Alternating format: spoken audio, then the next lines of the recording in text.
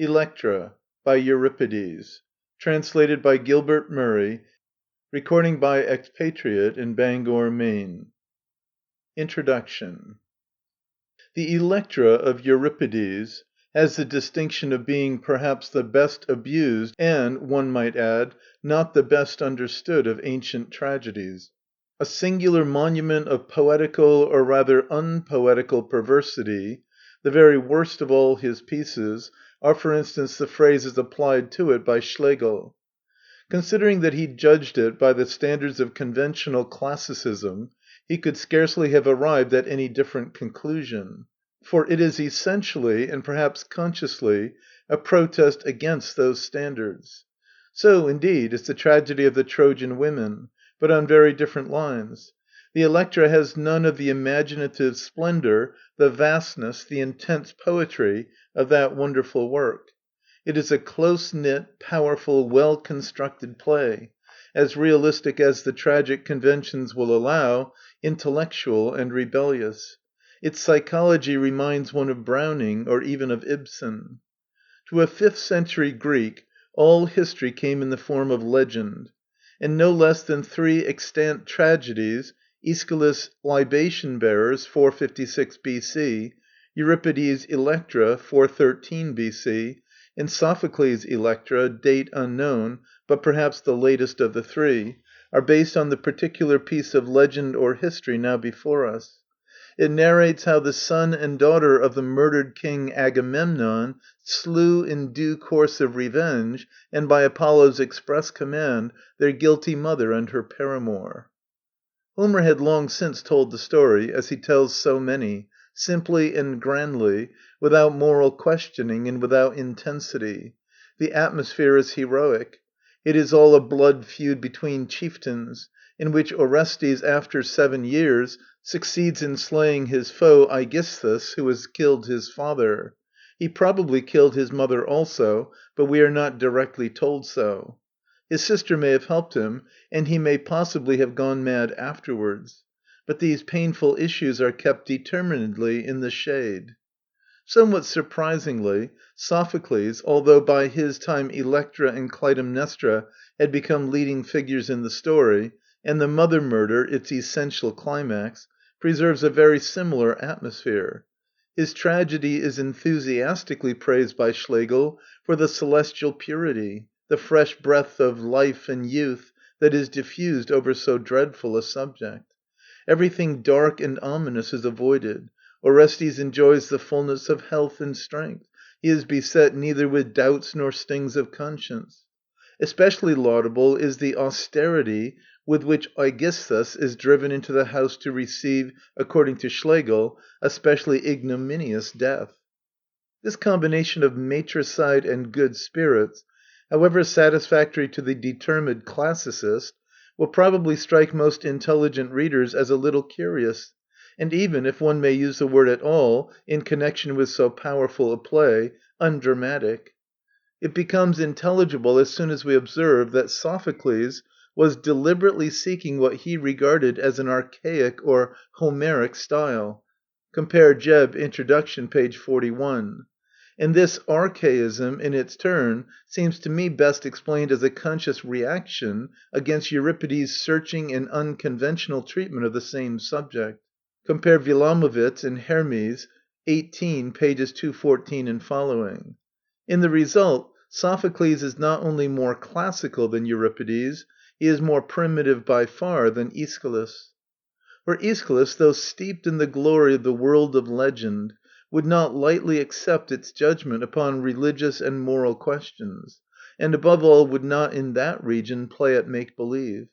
He would not elude the horror of this story by simply not mentioning it, like Homer, or by pretending that an evil act was a good one, like Sophocles. He faces the horror, realizes it, and tries to surmount it on the sweep of a great wave of religious emotion. The mother murder, even if done by a god's command, is a sin to be expiated by unfathomable suffering. Yet, since the god cannot have commanded evil, it is a duty also. It is a sin that must be committed. Euripides, here as often, represents intellectually the thought of Aeschylus carried a step further. He faced the problem just as Aeschylus did, and as Sophocles did not. But the solution offered by Aeschylus did not satisfy him. It cannot, in its actual details, satisfy anyone. To him, the mother murder, like most acts of revenge, but more than most, was a sin and a horror. Therefore it should not have been committed, and the God who enjoined it did command evil, as he had done in 100 other cases. He is no God of light, he is only a demon of old superstition, acting among other influences upon a sore beset man, and driving him towards a miscalled duty, the horror of which, when done, will unseat his reason.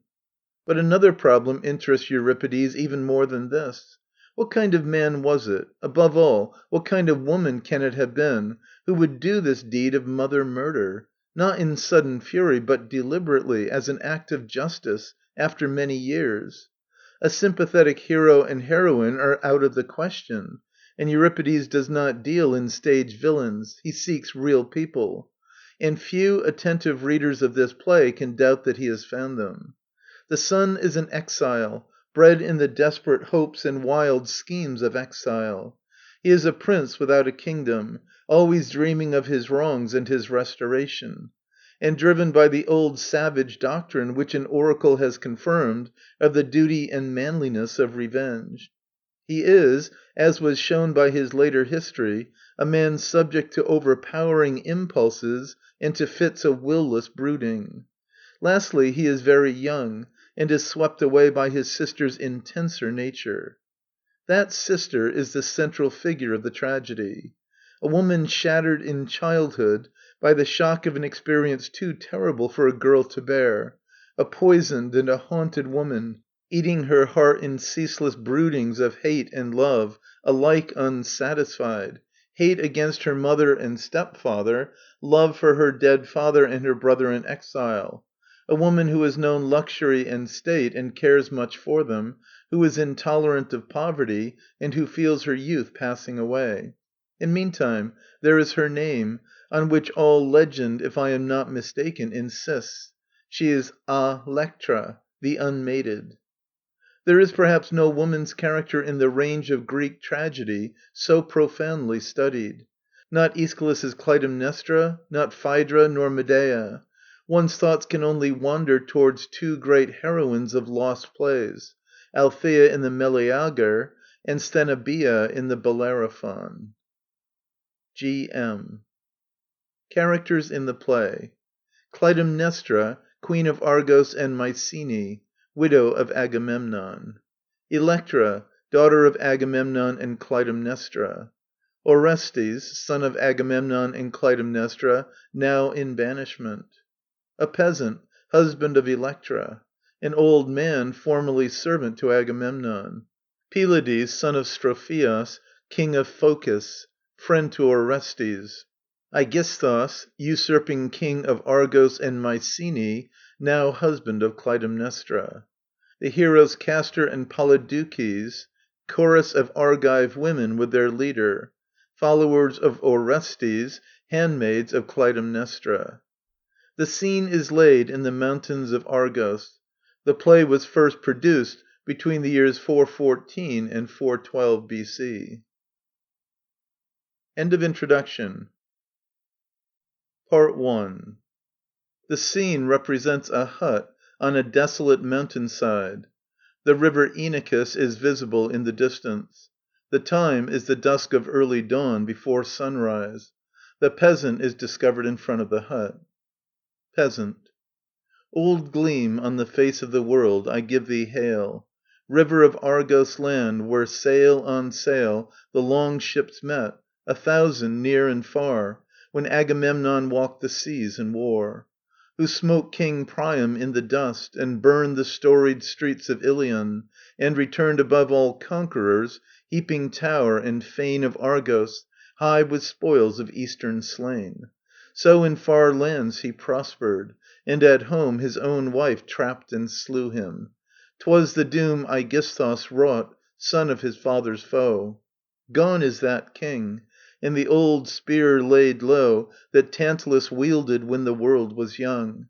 Aegisthus hath his queen, and reigns among his people, and the children here alone, Orestes and Electra, buds unblown of man and womanhood, when forth to Troy he shook his sail and left them. Lo, the boy Orestes, ere Aegisthus' hand could fall, was stolen from Argos, borne by one old thrall, who served his father's boyhood over seas far off, and laid upon King Strophius' knees in Phocis for the old king's sake. But here the maid Electra waited year by year, alone, till the warm days of womanhood drew nigh, and suitors came of gentle blood in Hellas. Then Aegisthus was in fear, lest she be wed in some great house, and bear a son to avenge her father. Close he wrought her prison in his house, and gave her not to any wooer. Then, since even this was full of peril, and the secret kiss of some bold prince might find her yet, and rend her prison walls, Aegisthus at the end would slay her. Then her mother, she so wild aforetime, pled with him and saved her child. Her heart had still an answer for her lord murdered, but if the child's blood spoke, what word could meet the hate thereof? After that day Aegisthus thus decreed: whoso should slay the old king's wandering son should win rich meed of gold. And for Electra she must wed with me, not base of blood, in that I stand true Mycenaean, but in gold and land most poor, which maketh highest birth as naught. So from a powerless husband shall be wrought a powerless peril. Had some man of might possessed her, he had called perchance to light her father's blood, and unknown vengeances risen on Aegisthus yet. Ay, mine she is, but never yet these arms, the Cyprian knows my truth, have clasped her body, and she goes a virgin still. Myself would hold it shame to abase this daughter of a royal name. I am too lowly to love violence. Yes, Orestes too doth move me, far away, mine unknown brother. Will he ever now come back and see his sister bowed so low? Doth any deem me fool, to hold a fair maid in my room, and seek no joy, but spare her maidenhood? If any such there be, let him but look within.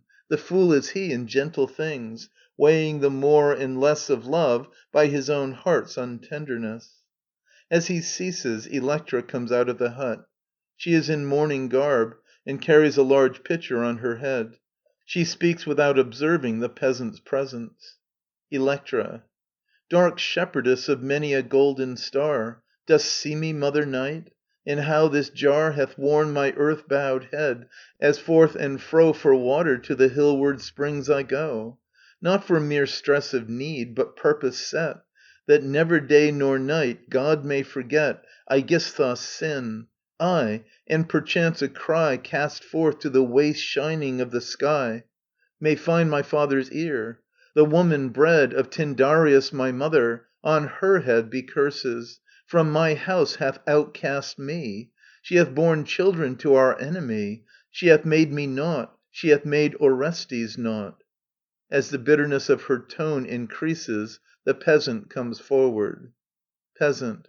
What wouldst thou now, my sad one, ever fraught with toil to lighten my toil? And so soft thy nurture was. Have I not chid thee oft, and thou wilt cease not, serving without end? Electra (turning to him with impulsive affection). O friend, my friend, as God might be my friend, thou only hast not trampled on my tears. Life scarce can be so hard mid many fears and many shames, when mortal heart can find somewhere one healing touch, as my sick mind finds thee. And should I wait thy word, to endure a little for thine easing, yea, or pour my strength out in thy toiling fellowship? Thou hast enough with fields and kine to keep. 'Tis mine to make all bright within the door. 'Tis joy to him that toils, when toil is o'er, to find home waiting, full of happy things. Peasant. If so it please thee, go thy way. The springs are not far off. And I before the morn must drive my team afield, and sow the corn in the hollows. Not 1,000 prayers can gain a man's bare bread, save an he work amain. Electra and the Peasant depart on their several ways. After a few moments there enter stealthily two armed men, Orestes and Pylades. Orestes. Thou art the first that I have known indeed True and my friend, and shelterer of my need. Thou only, Pylades, of all that knew, Hast held Orestes of some worth all through These years of helplessness, wherein I lie Downtrodden by the murderer, yea, and by the murderess, my mother. I am come, fresh from the cleansing of Apollo, home to Argos, and my coming no man yet knoweth, to pay the bloody twain their debt of blood. This very night I crept alone to my dead father's grave, and poured thereon my heart's first tears and tresses of my head, new shorn, and o'er the barrow of the dead slew a black lamb, unknown of them that reign in this unhappy land. I am not fain to pass the city gates, but hold me here hard on the borders. So my road is clear, to fly if men look close and watch my way, if not, to seek my sister. For men say she dwelleth in these hills, no more a maid, but wedded. I must find her house, for aid to guide our work, and learn what hath betid of late in Argos. Ah, the radiant lid of dawn's eye lifteth. Come, friend, leave we now this trodden path. Some worker of the plough, or serving damsel at her early task, will presently come by, whom we may ask if here my sister dwells. But soft! Even now I see some bondmaid there, her death-shorn brow bending beneath its freight of well water. Lie close until she pass, then question her. A slave might help us well, or speak some sign of import to this work of mine and thine. The two men retire into ambush. Electra enters, returning from the well. Electra. Onward, O labouring tread, as on move the years, onward amid thy tears, O happier dead. Let me remember. I am she, Agamemnon's child, and the mother of me Clytemnestra, the evil queen, Helen's sister. And folk, I ween, that pass in the streets call yet my name Electra. God protect my shame! For toil, toil is a weary thing, and life is heavy about my head. And thou far off, O Father and King, in the lost lands of the dead. A bloody twain made these things be. One was thy bitterest enemy, and one the wife that lay by thee. Brother, brother, on some far shore hast thou a city? Is there a door that knows thy footfall, wandering one?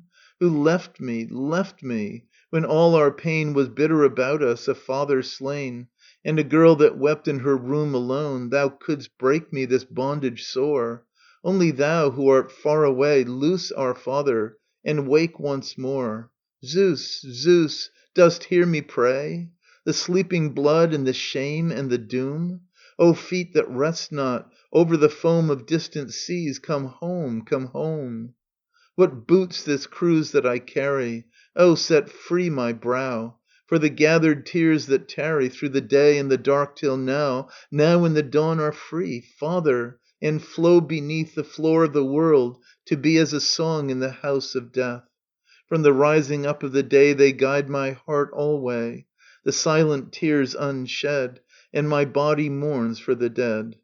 My cheeks bleed silently, and these bruised temples keep their pain, remembering thee and thy bloody sleep.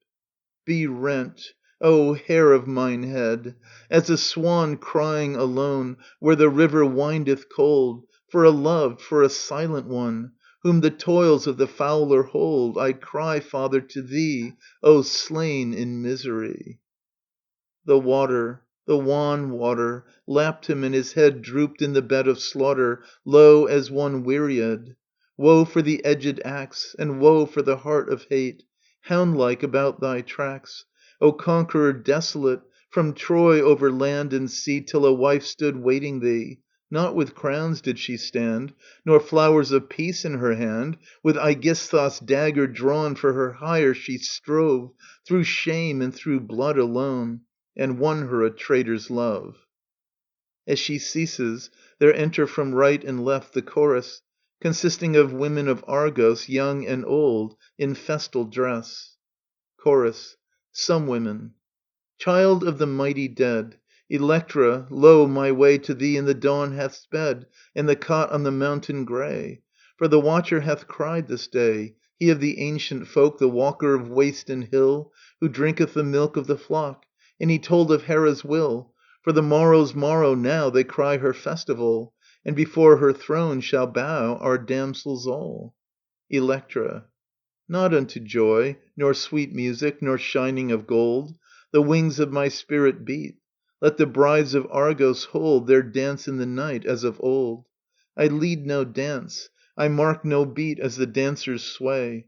With tears I dwell in the dark, and my thought is of tears alway, to the going down of the day. Look on my wasted hair and raiment. This that I bear, is it meet for the king my sire, and her whom the king begot? For Troy that was burned with fire, and forgetteth not? Chorus. Other Women. Hera is great. Ah, come, be kind, and my hand shall bring fair raiment, work of the loom, and many a golden thing, for joyous robe wearing. Deemest thou this thy woe shall rise unto God as prayer, or bend thine haters low? Doth God for thy pain have care? Not tears for the dead nor sighs, but worship and joy divine shall win thee peace in thy skies, O daughter mine. Electra. No care cometh to God for the voice of the helpless, none for the crying of ancient blood. Alas for him that is gone, and for thee, O wandering one, that now, methinks, in a land of the stranger must toil for hire, and stand where the poor men stand, a cold by another's fire, O son of the mighty sire. While I in a beggar's cot on the wrecked hills, changing not, starve in my soul for food. But our mother lieth wed in another's arms, and blood is about her bed. Leader. On all of Greece she wrought great jeopardy, thy mother's sister Helen, and on thee. Orestes and Pylades move out from their concealment.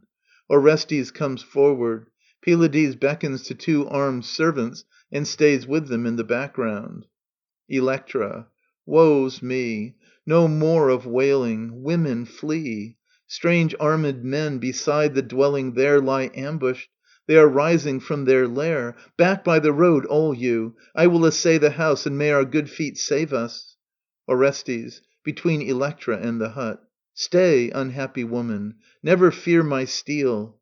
Electra (in utter panic). O bright Apollo! Mercy! See, I kneel! Slay me not! Orestes. Others I have yet to slay less dear than thou. Electra. Go from me! Wouldst thou lay hand on a body that is not for thee?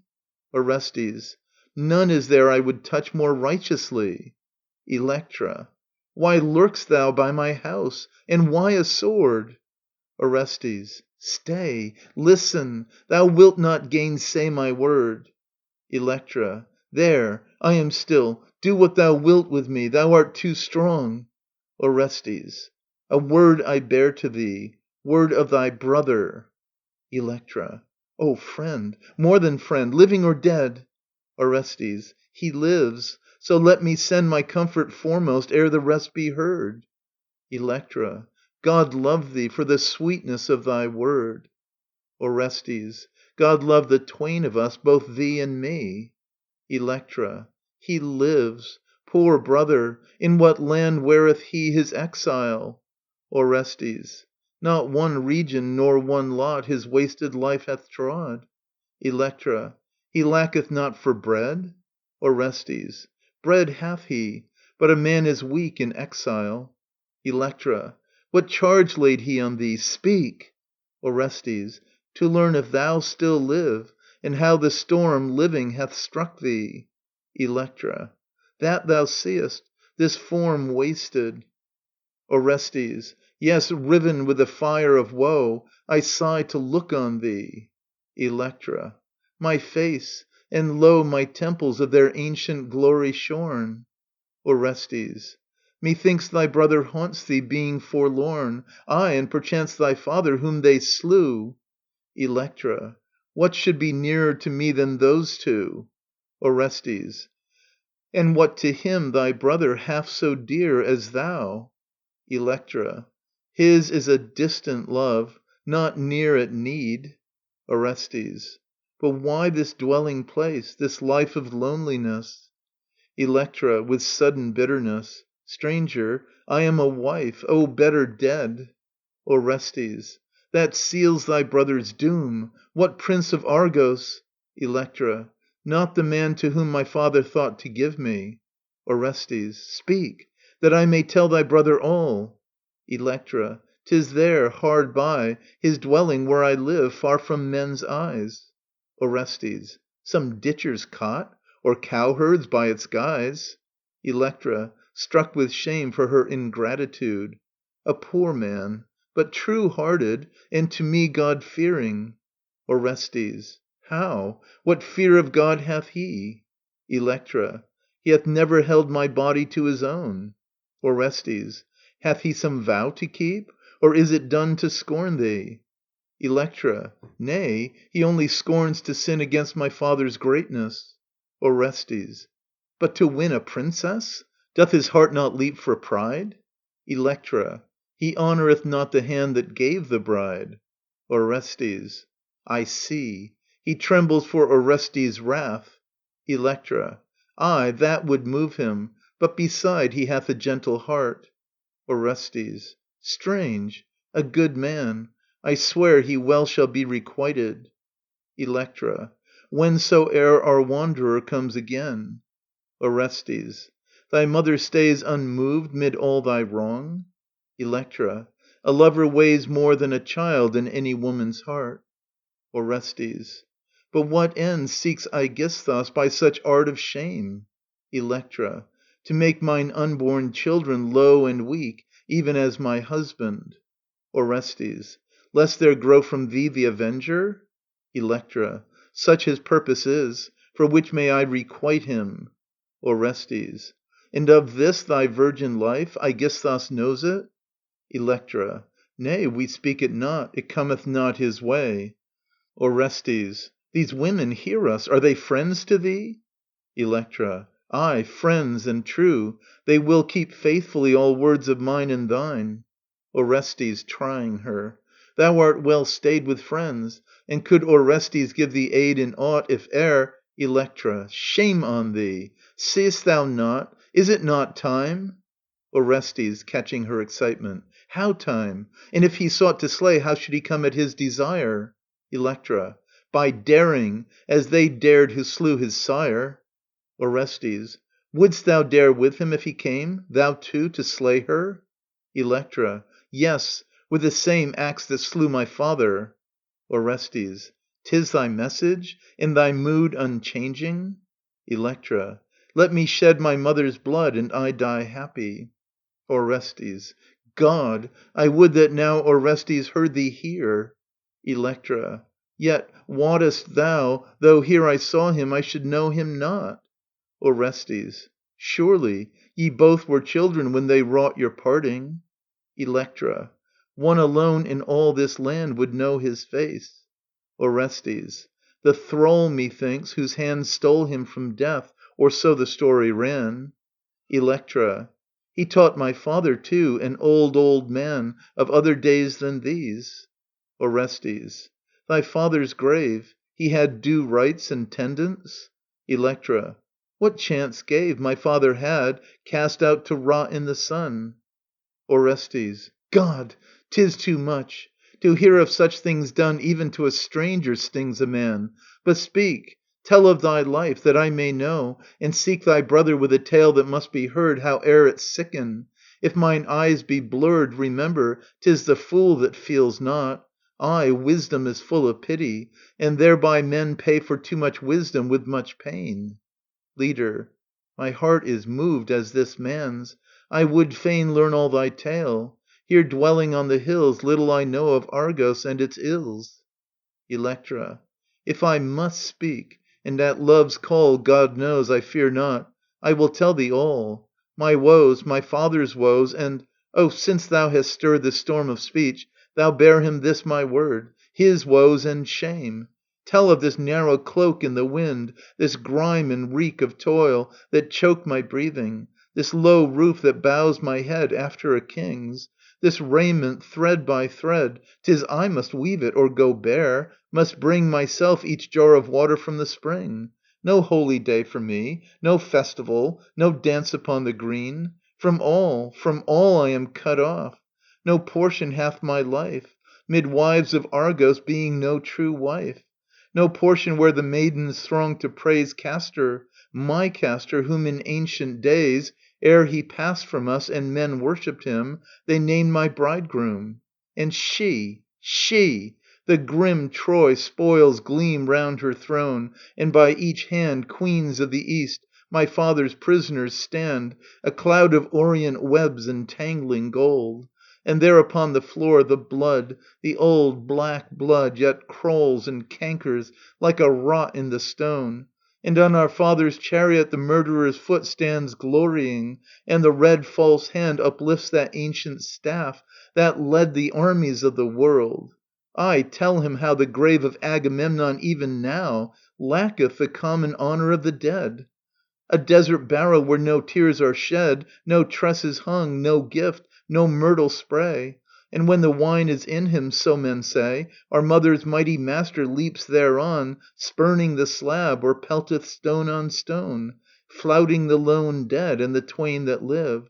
Where is thy son Orestes? Doth he give thy tomb good tendance, or is all forgot? So is he scorned because he cometh not. O stranger, on my knees I charge thee, tell this tale, not mine, but of dumb wrongs that swell crowding, and I the trumpet of their pain, this tongue, these arms, this bitter burning brain, these dead shorn locks, and he for whom they died. His father slew Troy's thousands in their pride, he hath but one to kill. O God, but one! Is he a man, an Agamemnon's son? Leader. But hold, is this thy husband from the plain, his labor ended, hasting home again? Enter the Peasant. Peasant. Ha! Who be these? Strange men in arms before my house? What would they at this lonely door? Seek they for me? Strange gallants should not stay a woman's goings. Electra. Friend and helper, nay, think not of any evil. These men be friends of Orestes, charged with words for me. Strangers, forgive his speech. Peasant. What word have they of him? At least he lives and sees the day. Electra. So fares their tale, and sure I doubt it not. Peasant. And ye two still are living in his thought, thou and his father? Electra. In his dreams we live. An exile hath small power. Peasant. And did he give some privy message? Electra. None. They come as spies for news of me. Peasant. Thine outward news their eyes can see. The rest, methinks, thyself will tell. Electra. They have seen all, heard all. I trust them well. Peasant. Why were our doors not open long ago? Be welcome, strangers both, and pass below my lintel. In return for your glad words, be sure all greeting that mine house affords is yours. Ye followers, bear in their gear. Gainsay me not. For his sake are ye dear that sent you to our house. And though my part in life be low, I am no churl at heart. The Peasant goes to the armed servants at the back to help them with the baggage. Orestes (aside to Electra). Is this the man that shields thy maidenhood unknown, and will not wrong thy father's blood? Electra. He is called my husband. 'Tis for him I toil. Orestes. How dark lies honour hid, and what turmoil in all things human! Sons of mighty men fallen to naught, and from ill seed again good fruit. Yea, famine in the rich man's scroll writ deep, and in poor flesh a lordly soul. As lo, this man, not great in Argos, not with pride of house uplifted, in a lot of unmarked life hath shown a prince's grace. To the Peasant who has returned. All that is here of Agamemnon's race, and all that lacketh yet, for whom we come, do thank thee, and the welcome of thy home accept with gladness. Ho, men, hasten ye within. This open-hearted poverty is blither to my sense than feasts of gold. Lady, thine husband's welcome makes me bold. Yet would thou hadst thy brother before all confessed to greet us in a prince's hall, which may be even yet. Apollo spake the word, and surely, though small store I make of man's divining, God will fail us not. Orestes and Pylades go in, following the servants. Leader. Oh, never was the heart of hope so hot within me. How? So moveless in time past, hath Fortune girded up her loins at last? Electra. Now know'st thou not thine own ill furniture, to bid these strangers in, to whom, for sure, our best were hardship, men of gentle breed? Peasant. Nay, if the men be gentle as indeed I deem them, they will take good cheer or ill with even kindness. Electra. 'Twas ill done, but still. Go, since so poor thou art, to that old friend who reared my father. At the realm's last end he dwells, where Tanais river foams between Argos and Sparta. Long time hath he been an exile mid his flocks. Tell him what thing hath chanced on me, and bid him haste and bring meat for the strangers' tending. Glad, I trow, that old man's heart will be, and many a vow will lift to God, to learn the child he stole from death yet breathes. I will not ask a dole from home. How should my mother help me? Nay, I pity him that seeks that door, to say Orestes liveth. Peasant. Wilt thou have it so? I will take word to the old man. But go quickly within, and whatso there you find, set out for them. A woman, if her mind so turn, can light on many a pleasant thing to fill her board.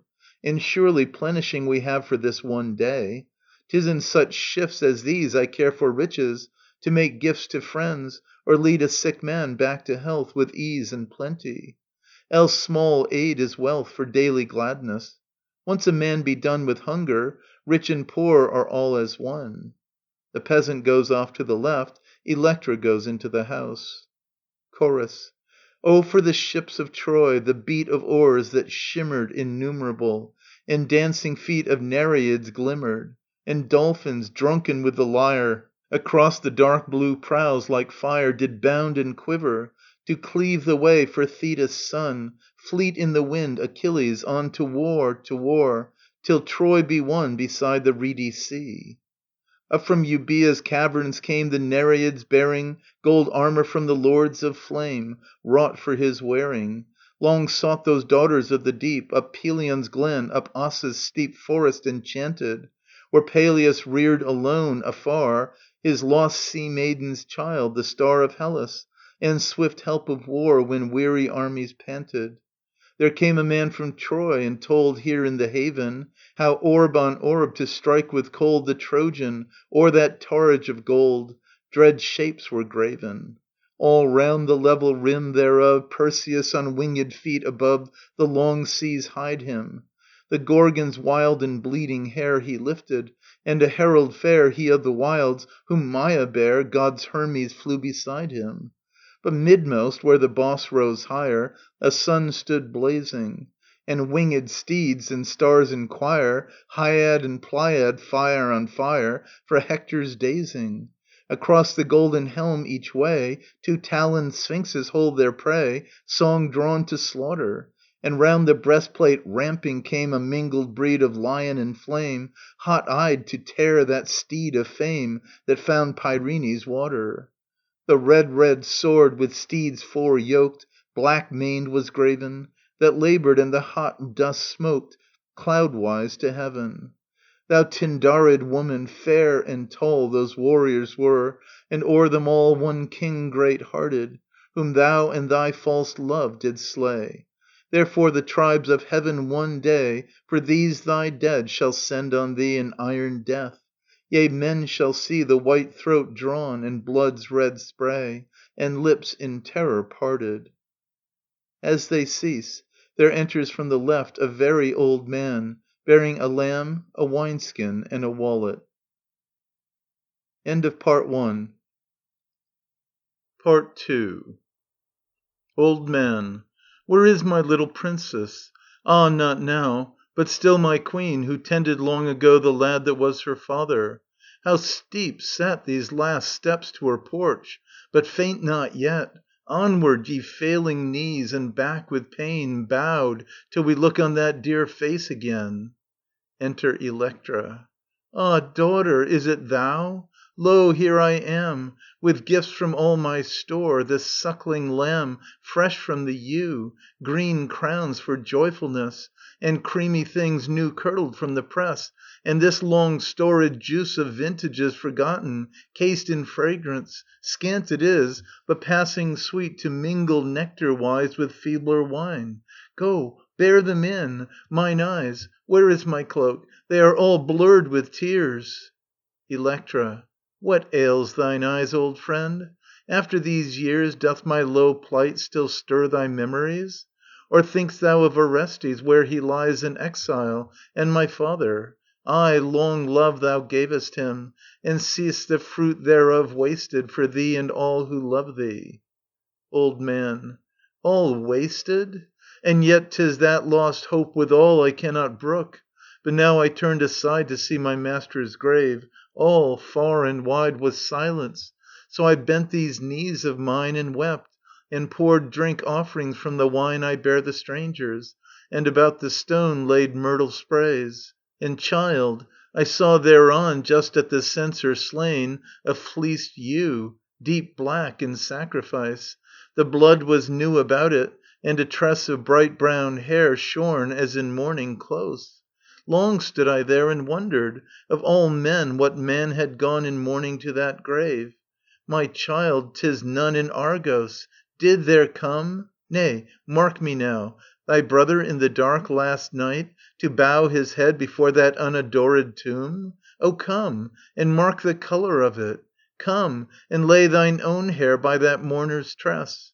100 little things make likenesses in brethren born, and show the father's blood. Electra {trying to mask her excitement and resist the contagion of his). Old heart, is this a wise man's mood? Oh, not in darkness, not in fear of men, Shall Argos find him when he comes again, Mine own undaunted. Nay, and if it were, what likeness could there be?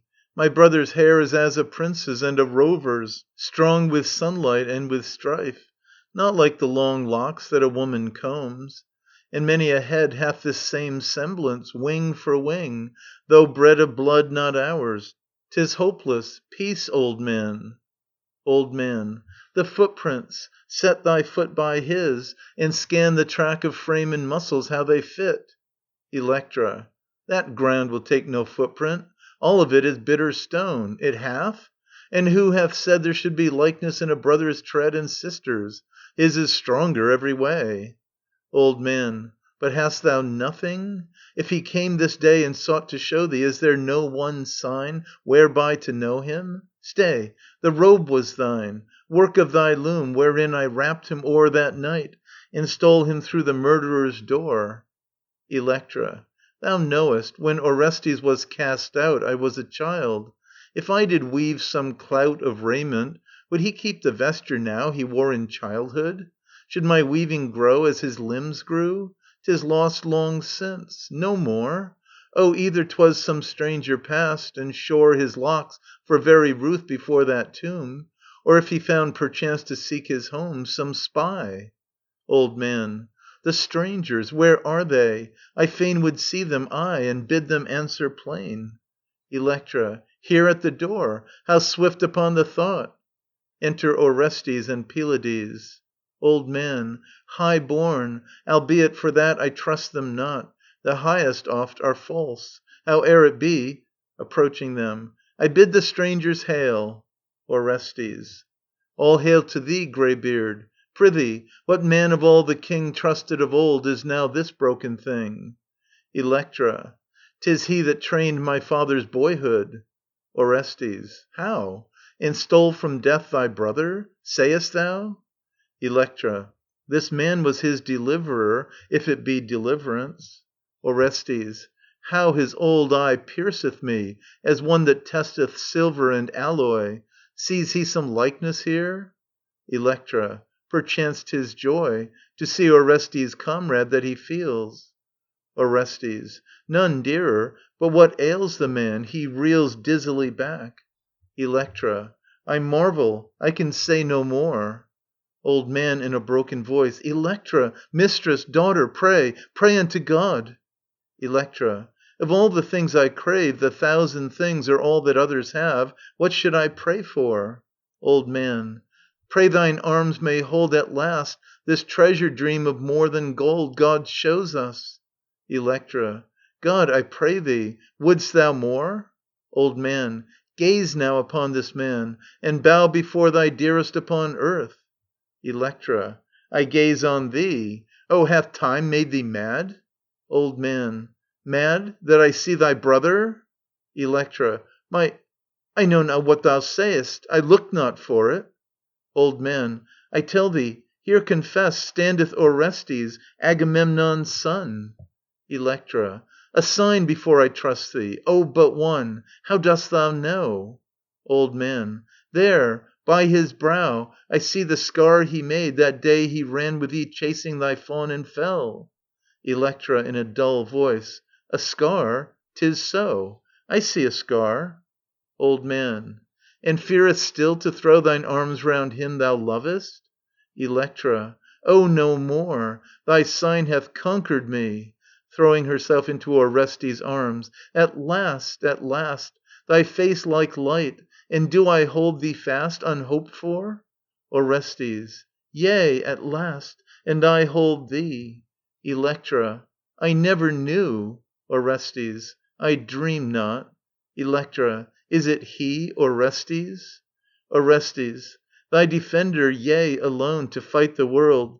Lo, this day have I thrown a net, which once unbroken from the sea, drawn home, shall oh, and it must surely be, else men shall know there is no God, no light in heaven, if wrong to the end shall conquer right. Chorus. Comest thou now, chained by the years and slow, O day long sought? A light on the mountains cold is lit, yea, a fire burneth. 'Tis the light of one that turneth from roamings manifold, back out of exile old, to the house that knew him not. Some spirit hath turned our way, victory visible, walking at thy right hand, beloved. Oh, lift this day thine arms, thy voice as a spell, and pray for thy brother, pray, threading the perilous land, that all be well. Orestes. Enough. This dear delight is mine at last, of thine embracing. And the hour comes fast when we shall stand again as now we stand, and stint not. Stay, old man. Thou, being at hand at the edge of time, advise me by what way best to requite my father's murderers. Say, have I in Argos any still to trust? Or is the love once born me trod in dust, even as my fortunes are? Whom shall I seek, by day or night, and whither turn to wreak my will on them that hate us? Say. Old Man. My son, in thine adversity there is not one will call thee friend. Nay, that were treasure trove, a friend to share, not faltering from love, fair days and foul the same. Thy name is gone forth to all Argos as a thing o'erthrown and dead. Thou hast not left one spark to glow with hope in one friend's heart. Hear all and know. Thou hast God's fortune and thine own right hand, naught else, to conquer back thy fatherland. Orestes. The deed, the deed! What must we do? Old Man. Strike down Aegisthus and thy mother. Orestes. 'Tis the crown my race is run for, but how find him? Old Man. Not within the city walls, however hot thy spirit. Orestes. Ha! With watchers doth he go begirt, and mailed pikemen? Old Man. Even so. He lives in fear of thee, and night nor day hath slumber. Orestes. That way blocked, 'tis thine to say what next remains. Old Man. I will, and thou give ear. A thought has found me. Orestes. All good thoughts be near, for thee to speak and me to understand. Old Man. But now I saw Aegisthus close at hand, and here I journeyed. Orestes. That good word shall trace my path for me. Thou saw'st him? In what place? Old Man. Out on the pastures where his horses stray. Orestes. What did he there so far? A gleam of day crosseth our darkness. Old Man. 'Twas a feast, methought, of worship to the wildwood nymphs he brought. Orestes. The watchers of men's birth? Is there a son new born to him, or doth he pray for one that cometh? Movement of Electra. Old Man. More I know not. He had there a wreathed ox, as for some weighty prayer. Orestes. What force was with him? Not his serfs alone. Old Man. No Argive lord was there, none but his own household. Orestes. Not any that aught know my face, or guess? Old Man. Thralls, thralls, who ne'er have seen thy face. Orestes. Once I prevail, the thralls will welcome me. Old Man. The slave's way that, and no ill thing for thee. Orestes. How can I once come near him? Old Man. Walk thy ways hard by, where he may see thee ere he slays his sacrifice. Orestes. How? Is the road so nigh? Old Man. He cannot choose but see thee passing by, and bid thee stay to share the beasts they kill. Orestes. A bitter fellow feaster, if God will. Old Man. And then swift be heart and brain to see God's chances. Orestes. Aye, well hast thou counselled me. But where is she? Old Man. In Argos now, I guess, but goes to join her husband ere the press of the feast. Orestes. Why goeth not my mother straight forth at her husband's side? Old Man. She fain will wait until the gathered country folk be gone. Orestes. Enough. She knows what eyes are turned upon her passings in the land. Old Man. Aye, all men hate the unholy woman. Orestes. How, then, can I set my snare for wife and husband in one breath? Electra (coming forward). Hold, it is I must work our mother's death. Orestes. If that be done, I think the other deed Fortune will guide. Electra. This man must help our need. One friend alone for both. Old Man. He will, he will. Speak on. What cunning hast thou found to fill thy purpose? Electra. Get thee forth, old Man, and quick tell Clytemnestra. Tell her I lie sick, new mothered of a man child. Old Man. Thou hast borne a son? But when? Electra. Let this be the 10th morn. Till then a mother stays in sanctity unseen. Old Man. And if I tell her, where shall be the death in this? Electra. That word let her but hear, straight she will seek me out. Old Man. The Queen? What care hath she for thee, or pain of thine? Electra. She will, and weep my babe's low station. Old Man. Thou hast skill to know her, child. Say on. Electra. But bring her here, here to my hand. The rest will come. Old Man. I swear, here at the gate she shall stand palpable. Electra. The gate that leads to me and hell. Old Man. Let me but see it, and I die content. Electra. First then my brother, see his steps be bent. Old Man. Straight yonder, where Aegisthus makes his prayer. Electra. Then seek my mother's presence, and declare my news. Old Man. Thy very words, child, as though spoke from thine own lips. Electra. Brother, thine hour is struck. Thou standest in the van of war this day. Orestes (rousing himself). Aye, I am ready. I will go my way, if but some man will guide me. Old Man. Here am I, to speed thee to the end right thankfully. Orestes (turning as he goes and raising his hands to heaven). Zeus of my sires, Zeus of the lost battle. Electra. Have pity, we have earned it well. Old Man. Pity these twain, of thine own body sprung. Electra. O Queen, o'er Argive altars, Hera high. Orestes. Grant us thy strength, if for the right we cry. Old Man. Strength to these twain, to right their father's wrong. Electra. O earth, deep earth, to whom I yearn in vain. Orestes. And deeper thou, O father, darkly slain. Old Man. Thy children call, who love thee. Hearken thou. Orestes. Girt with thine own dead armies, wake, O wake. Electra. With all that died at Ilion for thy sake. Old Man. And hate earth's dark defilers, help us now. Electra. Dost hear us yet, O thou in deadly wrong, wronged by my mother? Old Man. Child, we stay too long. He hears, be sure he hears. Electra.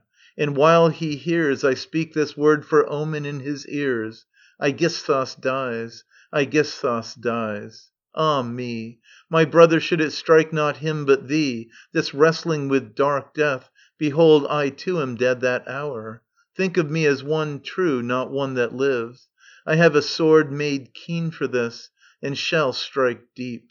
I will go in and make all ready. If there come from thee good tidings, all my house for ecstasy shall cry. And if we hear that thou art dead, then comes the other end. Lo, I have said. Orestes. I know all, all. Electra. Then be a man to day. Orestes and the Old Man depart. O women, let your voices from this fray Flash me a fiery signal where I sit, The sword across my knees expecting it. For never though they kill me shall they touch My living limbs. I know my way thus much. [She goes into the house. Chorus. When white-haired folk are met In Argos about the fold, A story lingereth yet, a voice of the mountains old, That tells of the Lamb of Gold. A lamb from a mother mild, but the gold of it curled and beat, And Pan, who holdeth the keys of the wild, Bore it to Atreus' feet. His wild reed pipes he blew, And the reeds were filled with peace, And a joy of singing before him flew Over the fiery fleece. And up on the based rock, as a herald cries, cried he, Gather ye, gather, O Argive folk, the King's sign to see, The sign of the blessed of God, for he that hath this hath all. Therefore the dance of praise they trod In the Atreid brethren's hall. They opened before men's eyes that which was hid before, The chambers of sacrifice, the dark of the golden door, And fires on the altar floor. And bright was every street, And the voice of the Muses' tree, The carven lotus was lifted sweet, When afar and suddenly Strange songs, and a voice that grew, Come to your King, ye folk, Mine, mine is the golden ewe. 'Twas dark Thyestes spoke, for lo, when the world was still, With his brother's bride he lay, And won her to work his will, And they stole the Lamb away. Then forth to the folk strode he, And called them about his fold, And showed that sign of the King to be, The fleece and the horns of gold. Then the world was changed, And the Father where they ranged Shook the golden stars and glowing, And the great sun stood deranged In the glory of his going. Lo, from that day forth the East Bears the sunrise on his breast, And the flaming day in heaven Down the dim ways of the West Driveth to be lost at even. The wet clouds to northward beat, And Lord Ammon's desert seat Crieth from the south unslaken, For the dews that once were sweet, For the rain that God hath taken. 'Tis a children's tale, that old Shepherds on far hills have told, And we reck not of their telling. Deem not that the Son of Gold Ever turned his fiery dwelling, Or beat backward in the sky For the wrongs of man the cry Of his ailing tribes assembled To do justly ere they die.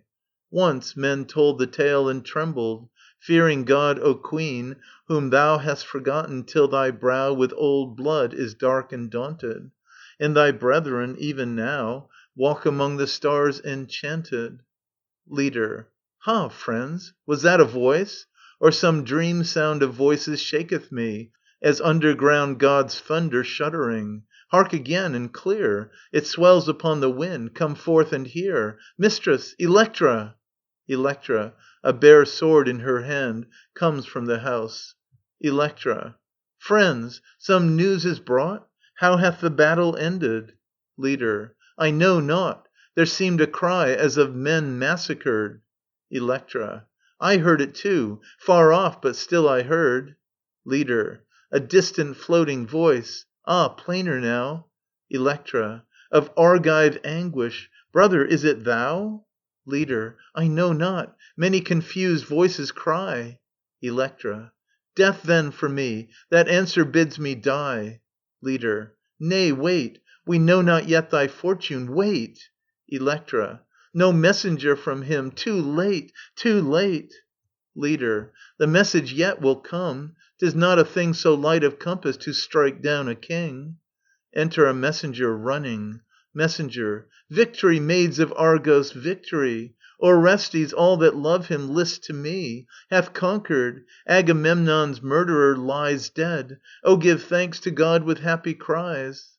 Electra. Who art thou? I mistrust thee. 'Tis a plot. Messenger. Thy brother's man. Look well. Dost know me not?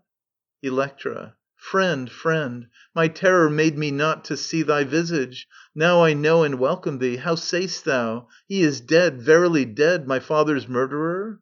Messenger. Shall it be said once more? I know again and yet again thy heart would hear. Aegisthus lieth slain. Electra. Ye gods! And thou, O Right, that seest all, art come at last? But speak, how did he fall? How swooped the wing of death? I crave to hear. Messenger. Forth of this hut we set our faces clear to the world, and struck the open chariot road. Then on toward the pasture lands where stood the great lord of Mycenae, in a set garden beside a channeled rivulet, culling a myrtle garland for his brow, he walked, but hailed us as we passed. How now, strangers? Who are ye? Of what city sprung and whither bound? Thessalians, answered young Orestes, to Alpheus journeying, with gifts to Olympian Zeus.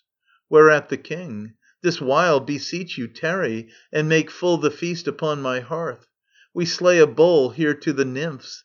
Set forth at break of day to-morrow, and 'twill cost you no delay. But come. And so he gave his hand and led the two men in. I must not be gainsaid. Come to the house. Ho there! Set close at hand vats of pure water, that the guests may stand at the altar's verge where falls the holy spray. Then quickly spake Orestes. By the way we cleansed us in a torrent stream. We need no purifying here. But if indeed strangers may share thy worship, here are we ready, O king, and swift to follow thee. So spoke they in the midst. And every thrall laid down the spears they served the king withal, and hied him to the work. Some bore amain the death vat, some the corbs of hallowed grain, or kindled fire, and round the fire, and in set cauldrons foaming, and a festal din filled all the place. Then took thy mother's lord the ritual grains, and o'er the altar poured its dew, and prayed, O nymphs of rock and mere, with many a sacrifice for many a year, may I and she who waits at home for me, my Tyndarid queen, adore you. May it be peace with us always, even as now, and all ill to mine enemies, meaning withal thee and Orestes. Then my master prayed against that prayer, but silently, and said no word, to win once more his fatherland. Then in the corb Aegisthus set his hand, took the straight blade, cut from the proud bull's head a lock, and laid it where the fire was red. Then, while the young men held the bull on high, slew it with one clean gash, and suddenly turned on thy brother. Stranger, every true Thessalian, so the story goes, can hew a bull's limbs clean, and tame a mountain steed. Take up the steel, and show us if indeed rumour speak true. Right swift Orestes took the Dorian blade, back from his shoulders shook his broched mantle, called on Pylades to aid him, and waved back the thralls. With ease, heel-wise, he held the bull, and with one glide bared the white limb, then stripped the mighty hide from off him, swifter than a runner runs his furlongs, and laid clean the flank. At once Aegisthus stooped, and lifted up with care the ominous parts, and gazed. No lobe was there, but lo, strange caves of gall, and darkly raised the portal vein boded to him that gazed fell visitations. Dark as night his brow clouded. Then spake Orestes. Why art thou cast down so sudden? Guest, he cried, there be treasons from whence I know not seeking me.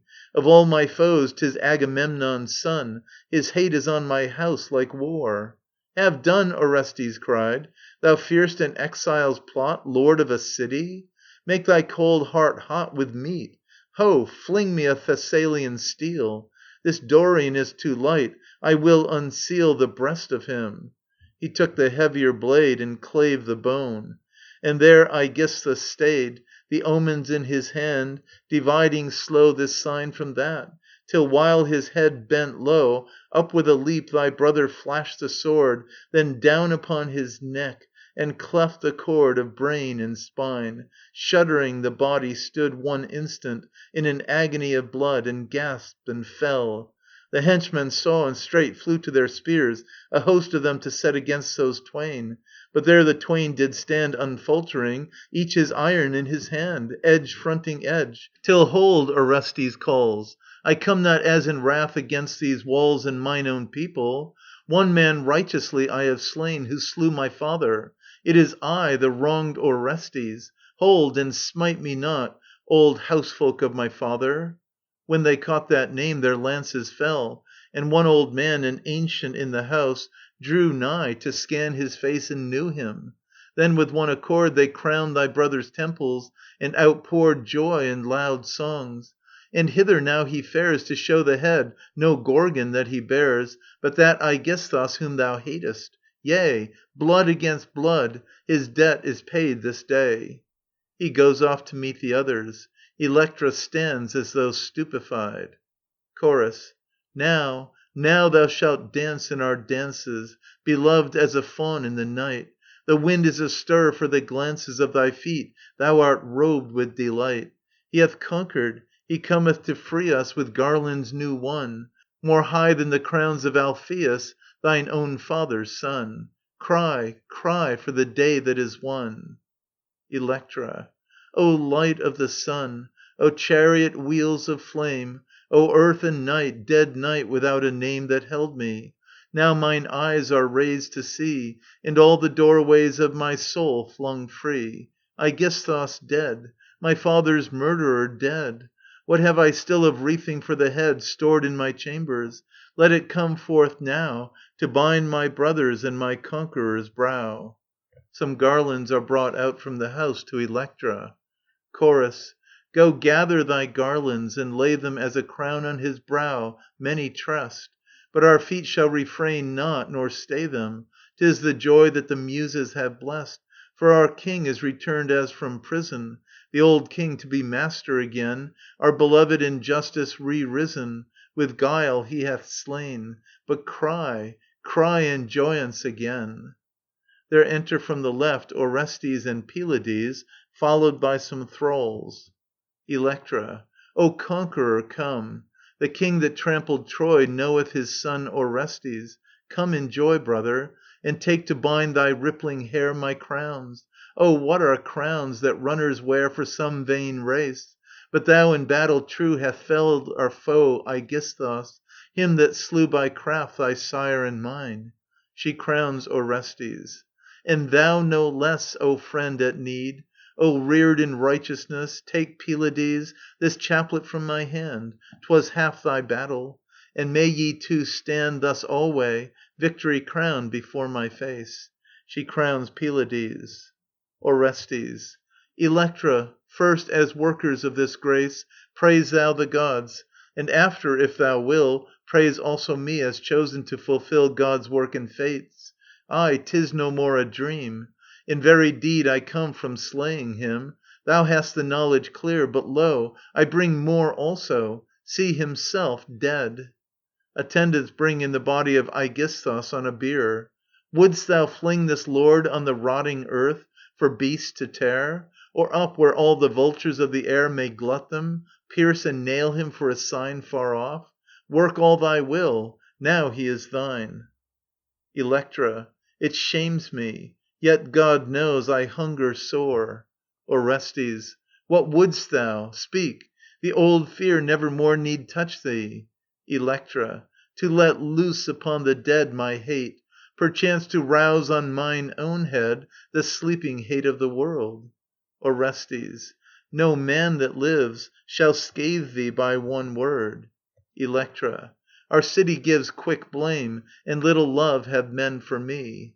Orestes. If aught thou hast unsaid, sister, be free, and speak. Between this man and us no bar cometh, nor stint, but the utter rage of war. She goes and stands over the body. A moment's silence. End of Part 2. Part 3. Electra. Ah me, what have I? What first flood of hate to loose upon thee? What last curse to sate my pain? Or river of wild words to flow bank high between? Nothing? And yet I know there hath not passed one sun, but through the long cold dawns over and over like a song I have said them, words held back, oh, some day yet to flash into thy face, would but the fret of ancient fear fall loose and set me free. And free I am now, and can pay to thee at last the weary debt. Oh, thou didst kill my soul within.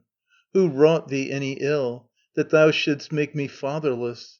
Ay me, and this my brother, loveless, solitary. 'Twas thou didst bend my mother to her shame. Thy weak hand murdered him who led to fame the hosts of Hellas. Thou, that never crossed o'er seas to Troy. God help thee, wast thou lost in blindness, long ago, dreaming, somewise, she would be true with thee, whose sin and lies thyself had tasted in my father's place? And then, that thou wert happy when thy days were all one pain? Thou knewest ceaselessly her kiss a thing unclean, and she knew thee a lord so little true, so dearly won. So lost ye both, being in falseness one, what fortune else had granted? She thy curse, who marred thee as she loved thee, and thou hers. And on thy ways thou heard'st men whispering, "Lo, the Queen's husband yonder!" Not "the King." And then the lie of lies that dimmed thy brow, vaunting that by thy gold, thy chattels, thou wert something, which themselves are nothingness, shadows, to clasp a moment ere they cease. The thing thou art, and not the things thou hast, abideth, yea, and bindeth to the last thy burden on thee, while all else, ill won and sin companioned, like a flower o'erblown, flies on the wind away. Or didst thou find in women women? Nay, peace, peace! The blind could read thee. Cruel wast thou in thine hour, lord of a great king's house, and like a tower firm in thy beauty. Starting back with a look of loathing. Ah, that girl like face! God grant not that, not that, but some plain grace of manhood to the man who brings me love, a father of straight children that shall move swift on the wings of war. So get thee gone, not knowing how the great years, rolling on, have laid thee bare, and thy long debt full paid. Oh, vaunt not, if one step be proudly made in evil, that all justice is o'ercast. Vaunt not, ye men of sin, ere at the last the thin drawn marge before you glimmereth. Close, and the gall that wheels 'twixt life and death. Leader. Justice is mighty. Passing dark hath been his sin, and dark the payment of his sin. Electra {with a weary sigh, turning from the body). Ah me! Go some of you, bear him from sight, that when my mother come, her eyes may light on nothing, nothing till she know the sword. The body is borne into the hut. Pylades goes with it. Orestes {looking along the road). Stay, 'tis a new thing. We have still a word to speak. Electra. What? Not a rescue from the town thou seest? Orestes. 'Tis my mother comes, my own mother that bare me. [He takes off his crown. Electra {springing as it were to life again and moving where she can see the road). Straight into the snare. Aye, there she cometh. Welcome in thy rare chariot, all welcome in thy brave array. Orestes. What would we with our mother? Didst thou say kill her? Electra {turning on him). What? Is it pity? Dost thou fear to see thy mother's shape? Orestes. 'Twas she that bare my body into life. She gave me suck. How can I strike her? Electra. Strike her as she struck our father. Orestes {to himself, brooding). Phoebus, God, was all thy mind turned unto darkness? Electra. If thy God be blind, shalt thou have light? Orestes {as before). Thou didst bid me kill my mother, which is sin. Electra. How brings it ill to thee, to raise our father from the dust? Orestes. I was a clean man once. Shall I be thrust from men's sight, blotted with her blood? Electra. Thy blot is black as death, if him thou succour not. Orestes. Who shall do judgment on me when she dies? Electra. Who shall do judgment if thy father lies forgotten? Orestes {turning suddenly to Electra). Stay! How if some fiend of hell, hid in God's likeness, spake that oracle? Electra. In God's own house? I trow not. Orestes. And I trow it was an evil charge. [He moves away from her. Electra {almost despairing). To fail me now? To fail me now? A coward? Oh, brother, no! Orestes. What shall it be then? The same stealthy blow? Electra. That slew our father? Courage! Thou hast slain Aegisthus. Orestes. Aye, so be it. I've ta'en a path of many terrors, and shall do deeds horrible. 'Tis God will have it so. Is this the joy of battle or wild woe? [He goes into the house. Leader. O Queen o'er Argos throned high, O woman, sister of the twain, God's horsemen, stars without a stain, Whose home is in the deathless sky, Whose glory in the sea's wild pain, Toiling to succour men that die. Long years above us hast thou been, Godlike for gold and marvelled power. Ah, well may mortal eyes this hour Observe thy state. All hail, O Queen! Enter from the right Clytemnestra on a chariot, accompanied by richly dressed handmaidens. Clytemnestra. Down from the wain, ye dames of Troy, and hold mine arm as I dismount. Answering Electra's thought. The spoils and gold of Ilion I have sent out of my hall to many shrines. These bondwomen are all I keep in mine own house. Deem'st thou the cost Too rich to pay me for the child I lost, Fair though they be? Electra. Nay, mother, here am I bond likewise, yea, and homeless, to hold high thy royal arm. Clytemnestra. Child, the war slaves are here, thou needst not toil. Electra. What was it but the spear of war drove me forth to? Mine enemies have sacked my father's house, and even as these, captives and fatherless, made me their prey. Clytemnestra. It was thy father cast his child away, a child he might have loved. Shall I speak out? [Controlling herself.] Nay, when a woman once is caught about With evil fame, there riseth in her tongue A bitter spirit. Wrong, I know. Yet, wrong or right, I charge ye look on the deeds done. And if ye needs must hate, when all is known, Hate on. What profits loathing ere ye know? My father gave me to be his. 'Tis so. But was it his to kill me, or to kill the babes I bore? Yet lo, he tricked my will With fables of Achilles' love. He bore to Aulis and the dark ship‐clutching shore, He held above the altar flame and smote, Cool as one reaping, through the strained throat My white Iphigenia. Had it been to save some falling city, Leaguered in with foemen, to prop up our castle towers And rescue other children that were ours, Giving one life for many, by God's laws I had forgiven all. Not so.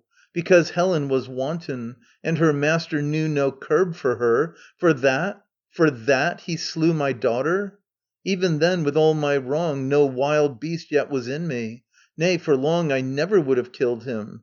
But he came at last, bringing that damsel, With the flame of God about her, mad and knowing all, And set her in my room, and in one wall Would hold two queens. Oh, wild are women's eyes, And hot her heart. I say not otherwise. But being thus wild, if then her master stray To love far off, and cast his own away, Shall not her will break prison too, and wend Somewhere to win some other for a friend? And then on us the world's curse waxes strong In righteousness. The lords of all the wrong Must hear no curse. I slew him. I trod then the only road Which led me to the men he hated. Of the friends of Argos whom durst I have sought To aid me to the doom I craved? Speak, if thou wouldst, and fear not me, If yet thou deem'st him slain unrighteously. Leader. Thy words be just, yet shame their justice brings. A woman true of heart should bear all things From him she loves. and she who feels it not, I cannot reason of her, nor speak aught. Electra. Remember, mother, thy last word of grace, bidding me speak, and fear not, to thy face. Clytemnestra. So said I truly, child, and so say still. Electra. Wilt softly hear, and after work me ill? Clytemnestra. Not so, not so. I will but pleasure thee. Electra. I answer then. And, mother, this shall be my prayer of opening, where hangs the whole. Would God that he had made thee clean of soul! Helen and thou, O face and form were fair, meet for men's praise. But sisters twain ye were, both things of naught, a stain on Castor's star. And Helen slew her honour, born afar in wilful ravishment. But thou didst slay the highest man of the world. And now wilt say 'twas wrong injustice for thy child laid low at Aulis? Ah, who knows thee as I know? Thou, who long ere aught of ill was done thy child, when Agamemnon scarce was gone, sate at the looking glass and tress by tress didst comb the twined gold in loneliness. When any wife, her lord being far away, toils to be fair, oh blot her out that day as false within. What would she with a cheek so bright in strange men's eyes, unless she seek some treason? None but I, thy child, could so watch thee in Hellas. None but I could know thy face of gladness, when our enemies were strong, and the swift cloud upon thine eyes, if Troy seemed falling, all thy soul keen set, praying that he might come no more. And yet it was so easy to be true. A king was thine, not feebler, not in anything below Aegisthus, one whom Hellas chose for chief beyond all kings. I, and God knows, how sweet a name in Greece, after the sin thy sister wrought, lay in thy ways to win. Ill deeds make fair ones shine, and turn thereto men's eyes.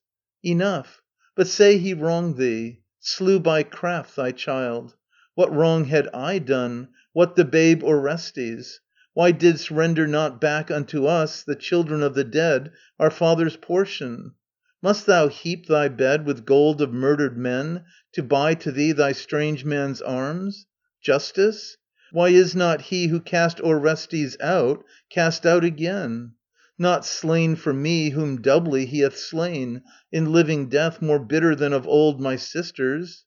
Nay, when all the tale is told of blood for blood, what murder shall we make, I and Orestes, for our father's sake? Clytemnestra. Ay, child, I know thy heart from long ago. Thou hast always loved him best. 'Tis ofttimes so. One is her father's daughter, and one hot to bear her mother's part. I blame thee not. Yet think not I am happy, child, nor flown with pride now in the deeds my hand hath done. Seeing Electra unsympathetic, she checks herself. But thou art all untended, comfortless of body and wild of raiment, and thy stress of travail scarce yet ended. Woe is me! 'Tis all as I have willed it. Bitterly I've wrought against him, to the last blind deep of bitterness. Woe's me! Electra. Fair days to weep, when help is not. Or stay, though he lie cold long since, there lives another of thy fold far off. There might be pity for thy son. Clytemnestra. I dare not. Yes, I fear him. 'Tis mine own life, and not his, comes first. And rumour saith his heart yet burneth for his father's death. Electra. Why dost thou keep thine husband ever hot against me? Clytemnestra. 'Tis his mood, and thou art not so gentle, child. Electra.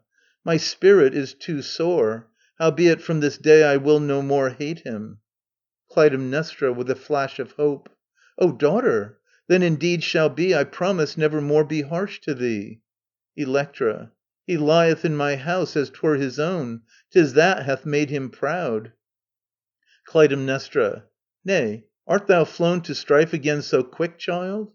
Electra. Well, I say no more. Long have I feared him, and always shall fear him, even as now. Clytemnestra. Nay, daughter, peace. It bringeth little profit, speech like this. Why didst thou call me hither? Electra.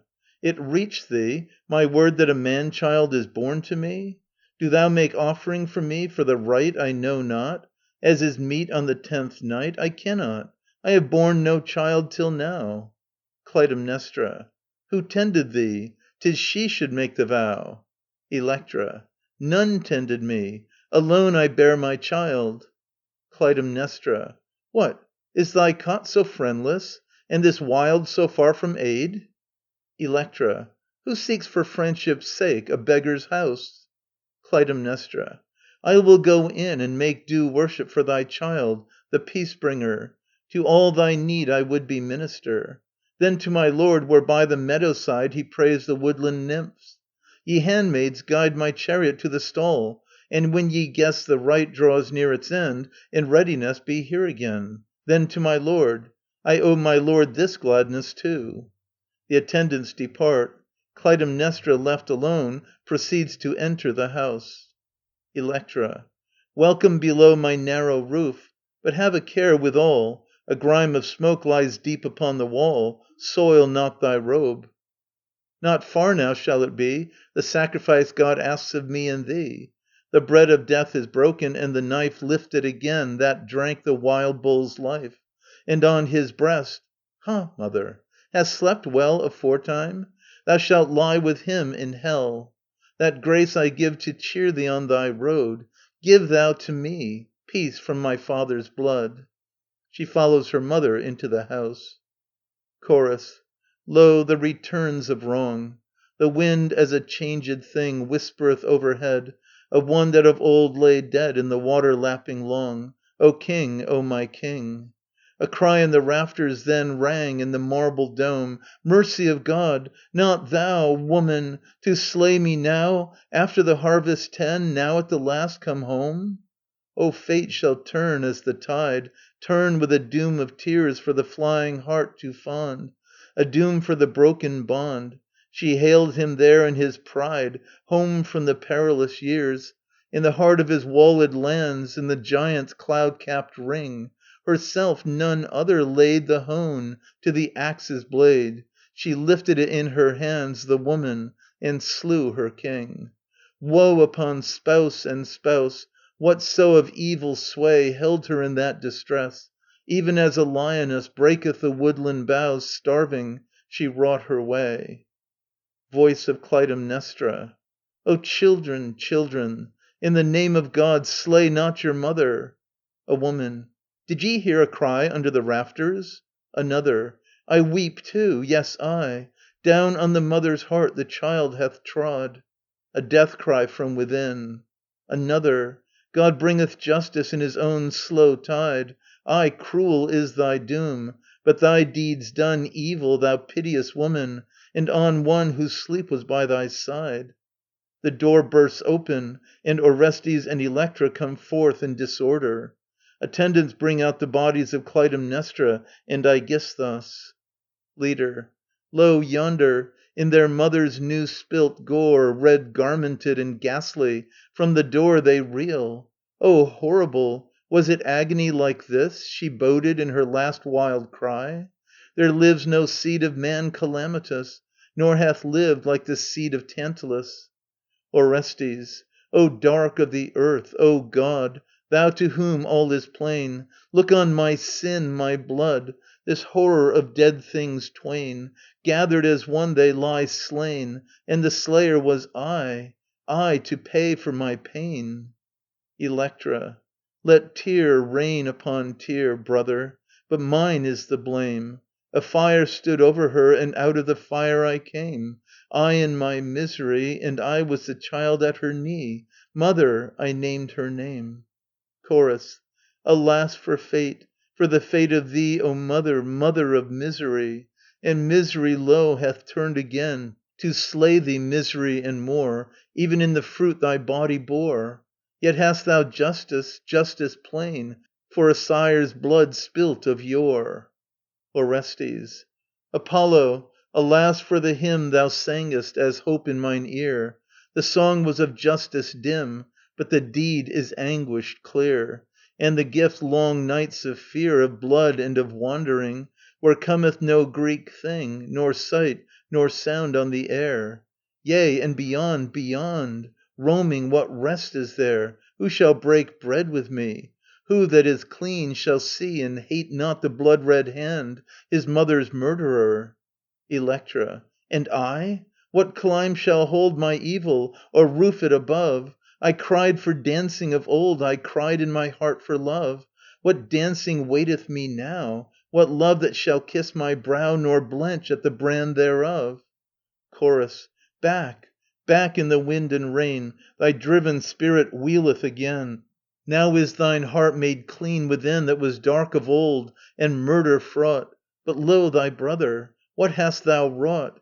Yea, though I love thee, what woe, what sin, on him who willed it not? Orestes. Saw'st thou her raiment there, sister, there in the blood? She drew it back as she stood, she opened her bosom bare, she bent her knees to the earth, the knees that bent in my birth. And I, oh, her hair, her hair! He breaks into inarticulate weeping. Chorus. Oh, thou didst walk in agony, hearing thy mother's cry, the cry of wordless wailing well know I. Electra. She stretched her hand to my cheek, and there brake from her lips a moan. Mercy, my child, my own. Her hand clung to my cheek, clung, and my arm was weak, and the sword fell and was gone. Chorus. Unhappy woman, could thine eye look on the blood and see her lie, thy mother, where she turned to die? Orestes. I lifted over mine eyes my mantle, blinded I smote, as one smiteth a sacrifice, and the sword found her throat. Electra. I gave thee the sign and the word, I touched with mine hand thy sword. Leader. Dire is the grief ye have wrought. Orestes. Sister, touch her again. O veil the body of her, shed on her raiment fair, and close that death-red stain. Mother, and didst thou bear in thy bitter pain to life thy murderer? The two kneel over the body of Clytemnestra and cover her with raiment. Electra. On her that I loved of yore, robe upon robe I cast, on her that I hated sore. Chorus. O house that hath hated sore, behold thy peace at the last. Leader. Ha! See, above the roof tree high there shineth, is some spirit there of earth or heaven? That thin air was never trod by things that die. What bodes it now that forth they fare, to men revealed visibly? There appears in the air a vision of Castor and Polydices. The mortals kneel or veil their faces. Castor. Thou Agamemnon's son, give ear. 'Tis we, Castor and Polydices, call to thee, God's horsemen and thy mother's brethren twain. An Argive ship, spent with the toiling main, we bore but now to peace, and, herewithal being come, have seen thy mother's bloody fall, our sister's. Righteous is her doom this day, but not thy deed. And Phoebus, Phoebus, nay, he is my lord, therefore I hold my peace. Yet though in light he dwell, no light was this He showed to thee, but darkness, which do thou endure as man must, chafing not. And now fare forth where Zeus and Fate have laid thy life. The maid Electra thou shalt give for wife to Pylades, then turn thy head and flee from Argos land. 'Tis never more for thee to tread this earth where thy dead mother lies. And lo, in the air her spirit's bloodhound eyes, most horrible yet godlike, hard at heel, following shall scourge thee as a burning wheel, speed maddened.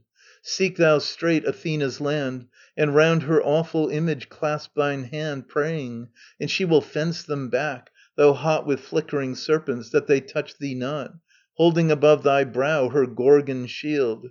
There is a hill in Athens, Ares' field, where first for that first death by Ares done, an Haller-Hothius, Poseidon's son, who wronged his daughter, the great gods of yore held judgment. And true judgments evermore flow from that hill, trusted of man and god. There shalt thou stand arraigned of this blood, and of those judges half shall lay on thee death and half pardon. So shalt thou go free. For Phoebus in that hour, who bade thee shed thy mother's blood, shall take on his own head the stain thereof. And ever from that strife the law shall hold, that when for death or life of one pursued men's voices equal stand, then mercy conquereth. But for thee the band of spirits dread, down, down, in very wrath, shall sink beside that hill, making their path through a dim chasm, the which shall aye be trod by reverent feet, where men may speak with God. But thou forgotten, and far off shalt dwell, by great Alpheus' waters, in a dell of Arcady, where that grey wolf god's wall stands holy, and thy dwelling men shall call Orestes' town. So much to thee bespoke. But this dead man, Aegisthus, all the folk shall bear to burial in a high green grave of Argos.